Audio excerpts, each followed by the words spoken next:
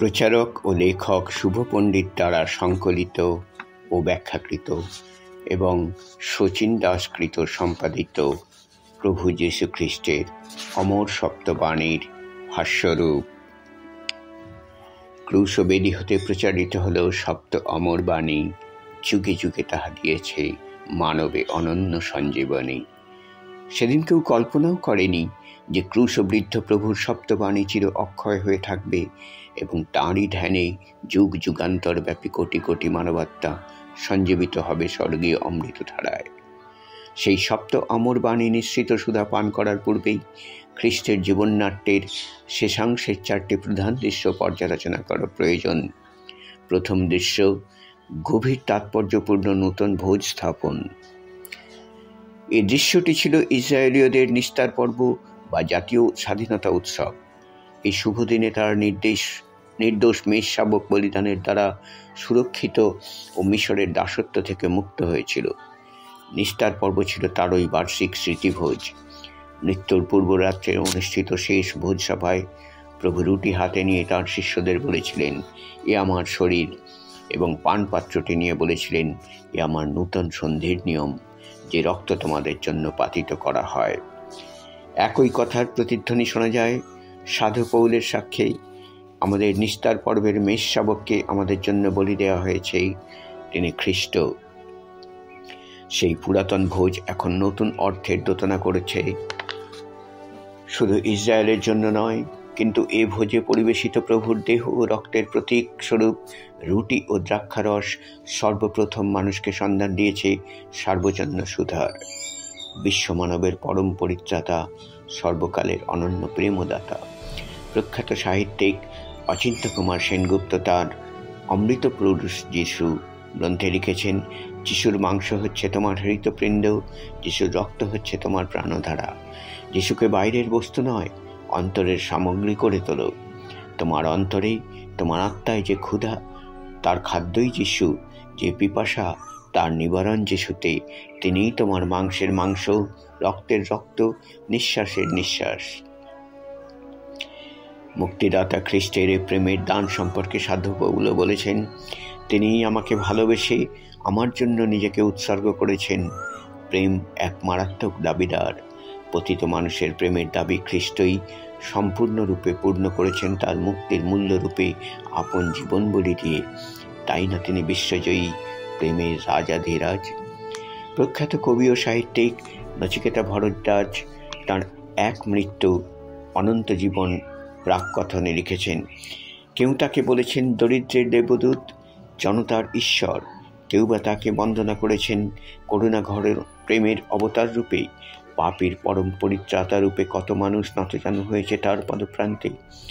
পৃথিবীর আর কোনো ধর্মনেতা জাতি ধর্ম নির্বিশেষে সর্বকালের সর্বমানুষের দ্বারা এমন করে বন্দিত হননি, হবেনও না।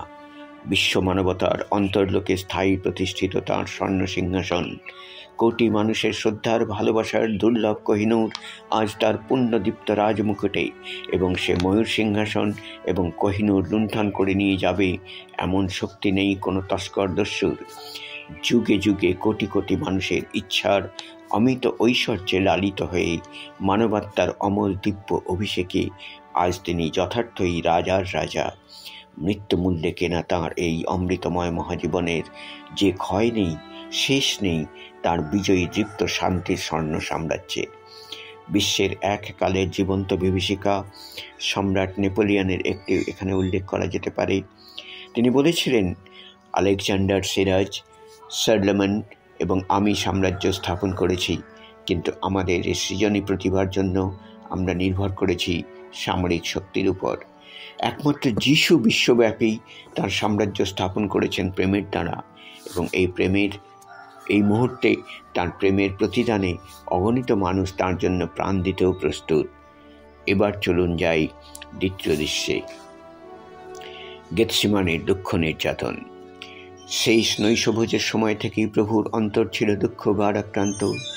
তাঁর প্রিয় সহচরদের একজন হলেন বিশ্বাসঘাতক কাপুরুষ ইস্করিয়তীয় জিহুদার দেওয়া এই অপমান প্রভুকে মর্মাহত করেছিল। দুঃখের দারুণ দহনে তিনি বলতে বাধ্য হয়েছিলেন, মনুষ্যপুত্রের বিষয়ে যেমন লেখা আছে তেমনই তিনি যাচ্ছেন, কিন্তু ঠিক সেই ব্যক্তিকে যার দ্বারা তিনি সমর্পিত হচ্ছেন সেই মানুষের জন্ম না হলে তার পক্ষে ভালো ছিল। তদুপরি ক্রুশ মৃত্যুদণ্ডের নারকীয় দৃশ্য তার মানসপটে ক্রমশ স্পষ্টতর হয়ে উঠছিল। তিনি তার শিষ্যদের বারবার স্মরণ করিয়ে দিতে লাগলেন, মনুষ্যপুত্রকে অনেক দুঃখ ভোগ করতে, অগ্রাহ্য ও হত হতে হবে। দুঃখভোগী মানুষ প্রভু যিশুর এক অনুপম পরিচয়। তাঁর পরিচর্য জীবনের পূর্বে শয়তানের প্রলোভন, জাগতিক রাজ্য, ভোগবিলাস, সুখ সম্মান দানের চাতুর্যপূর্ণ প্রস্তাব অনায়াসে প্রত্যাখ্যান করে যিশু কণ্টকাকীর্ণ গেতসেমানি থেকে কালভেরির পথই মনোনীত করেছিলেন। শয়তান নাছোড়বান্দা, সে প্ররোচিত করল পিতরকে। তিনি প্রভুকে এই অভিযুক্ত মৃত্যুর পথ পরিহার করতে অনুরোধ করা মাত্র যিশু তাকে তিরস্কার করে বললেন, আমার সামনে থেকে দূর হও শয়তান। না, শয়তানের চাতুরি বুঝতে প্রভুর ভুল হয় না, কারণ তিনি কোনোদিন বিস্মৃত হননি যে রক্তসেচন ব্যতীত পাপ মোচন হয় না, এবং সেই রক্তসেচনের জন্যই পৃথিবীতে ঈশ্বর প্রেরিত নির্দোষ নিষ্কলঙ্ক মেষশাবকরূপে তার আগমন। তিনি জন্মেছিলেন এই মহামরণকে বরণ করার জন্যই। ক্রুশবেদিতে পাপী মানবের মুক্তির মূল্যরূপে রক্তদান করতে তার চেয়ে যোগ্যতর ব্যক্তি কেউ কখনো আসেনি, আসবেও না কোনোদিনও। সুতরাং দুঃখ মেঘের ঘনঘটায় ও মর্মান্তিক যাতনার ঘনীভূত অন্ধকারে আচ্ছন্ন গেতসেমানি বাগানে ব্যথার পাত্র যিশু প্রবেশ করলেন অবিচলিত চিত্তে। সহচর ছিলেন তার 11 জন বিশ্বস্ত ও সমব্যথী শিষ্য। সম্মুখে দারুণ সংকট, দুঃখ যাতনা, তবু তার কণ্ঠে ছিল ঈশ্বরের প্রশংসা গান। ঈশ্বরের ইচ্ছা সাধনই তার জীবনের একমাত্র ব্রত। কোনো প্রতিকূল অবস্থা, কোনো দুঃখ যন্ত্রণা, এমনকি মৃত্যু ছায়াও তার গানের লহরী স্তব্ধ করে না। কনস্টান্টিনোপলের রাজা খ্রিসোস্টম নামে একজন খ্রিস্টের বাণীবাহককে গ্রেপ্তার করে নিয়ে এলেন বিচার সভায়। রাজাজ্ঞা জারি হলো, যদি বাঁচতে চাও খ্রিস্টকে অস্বীকার করো। দীপ্ত কণ্ঠে বন্দী উত্তর দিলেন, এ প্রাণ থাকতে নয়। সম্রাট গর্জে উঠলেন, ওকে পাথর ছুঁড়ে মারো। তার পারিষদদের একজন বলল, তাহলে সে আমাদের জন্য ঈশ্বরের কাছে ক্ষমা প্রার্থনা করবে। তবে খড়গাঘাতে ওকে বধ করো, বললেন রাজা। উত্তরে তাঁর অপর একজন মন্ত্রী বললেন, খ্রিস্টানরা মরতে ভয় পায় না, তাদের বিশ্বাস যে মৃত্যুর পর তারা স্বর্গে যাবে। তবে ওকে কারাগারে নিক্ষেপ করো, ক্রুদ্ধ কণ্ঠে আদেশ দিলেন সম্রাট। এক বৃদ্ধ সভাসদ সবিনয়ে রাজাকে বললেন, মহামান্য সম্রাট, এ কাজ কখনো করবেন না, কারণ খ্রিস্টানরা কারাগার থেকে অবিশ্বাসী জগৎকে গান শোনায়, যার ফলে লোকে খ্রিস্টের অনুসারী হয়। মহা ফ্যাসাদে পড়লেন সম্রাট। সবশেষে একজন পারিষদ উঠে বললেন, রাজন, খ্রিস্টের এই ভক্তকে যদি সত্যিই আপনি মর্মান্তিক যাতনা দিতে চান, তবে ওকে মদ্যপান করতে বাধ্য করুন। এই কথা শোনা মাত্র খ্রিসোস্টমের অন্তরাত্মা ভয়ে কেঁপে উঠল। তিনি চিৎকার করে বললেন, না না না, মদ আমি কিছুতেই সহ্য করতে পারবো না। তার চেয়ে আমাকে আগুনে নিক্ষেপ অথবা যে কোনো প্রকারে বধ করো। পাপ ব্যতীত খ্রিস্টের প্রকৃত অনুসারী আর কোনো ব্যক্তিকে বা শক্তিকে ভয় করেন না। তার কাছে শাশ্বত জীবনের তুলনায় নশ্বর প্রাণের মূল্য কিছুই নয়। জলপাই বৃক্ষের উদ্যান গেতসেমানি জৈতুন পর্বতের উপত্যকায় অবস্থিত। সেখানে আজও পর্যন্ত 8টি সুপ্রাচীন গ্রন্থিবদ্ধ জলপাই বৃক্ষ সম্ভবত খ্রিস্টের মর্মান্তিক দুঃখভোগের সাক্ষীস্বরূপ দাঁড়িয়ে রয়েছে। দুঃখ ভারাক্রান্ত যিশু ও তার শিষ্যরা উদ্যানে প্রবেশ করলেন। ওদিকে পূর্ব পরিকল্পনা অনুযায়ী ইহুদি ধর্মীয় নেতা ও তাদের অনুচর সহ জিহুদা বিনা প্ররোচনায় খ্রিস্টকে একজন দস্যুর মতো গ্রেপ্তার করতে সেদিকেই এগিয়ে চলেছে। এই ধর্মীয় নেতাদের পক্ষেই খ্রিস্টের বৈপ্লবিক শিক্ষা, অতুলনীয় আত্মসেবা এবং তার ঈশ্বর পুত্রত্বের দাবি বরদাস্ত করা ছিল অসম্ভব। এই ভণ্ড ও ঈর্ষান্বিত ইহুদি সমাজপতিরা যেন তেন প্রকারেণ খ্রিস্টকে খতম করতে বদ্ধপরিকর ছিলেন। কিন্তু খ্রিস্টের আত্মবলিদানের মাধ্যমে মানবের মুক্তির স্বর্গীয় সংকল্পকেই যে তার রা কার্যকরী করতে চলেছেন এই সম্পর্কে সেদিন তারা ছিলেন সম্পূর্ণ অজ্ঞ। এমনকি প্রধান পুরোহিত কায়াফার উক্তি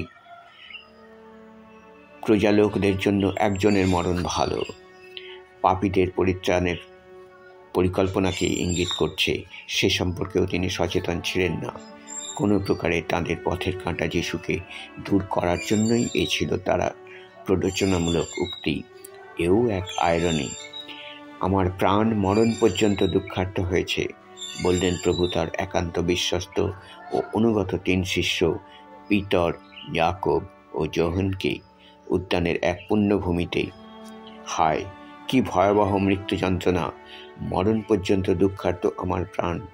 শুধু দুঃখার্ত নয়, কিন্তু তিনি হলেন ব্যাকুল চিত্ত ও বিস্ময়াভিভূত। এই 3টি আত্মিক ও মানসিক অবস্থা ছিল পরস্পর সম্বন্ধযুক্ত।